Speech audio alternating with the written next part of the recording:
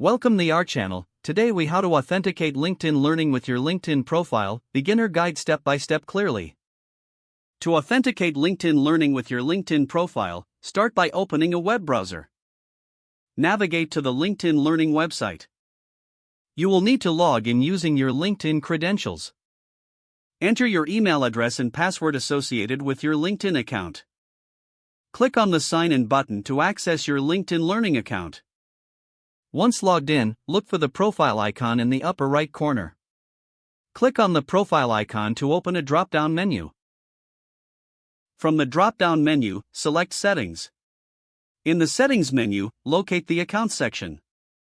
Find the option labeled Linked Accounts or Connected Accounts. Click on the Add or Connect button next to LinkedIn Learning. Follow the prompts to authorize the connection between LinkedIn and LinkedIn Learning. You may be asked to confirm your LinkedIn login details again. Upon successful authentication, you will receive a confirmation message. Now, return to the LinkedIn Learning homepage. You will notice that features and recommendations may update based on your LinkedIn profile. Explore the courses and resources available through your authenticated account. Congratulations, you have successfully linked your LinkedIn Learning account to your LinkedIn profile.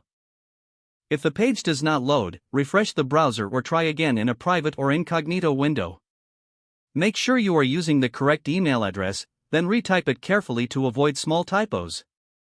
If your password is not accepted, use the reset option and create a new strong password you can remember.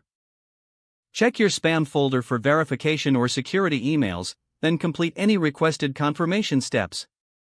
Enable two-factor authentication if available to improve account security and reduce unauthorized access risk.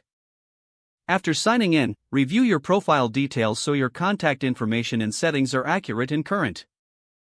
If you see an error message, note it down and try again after restarting your device and internet connection. Log out when you finish, especially on shared devices, to keep your account and payment information secure.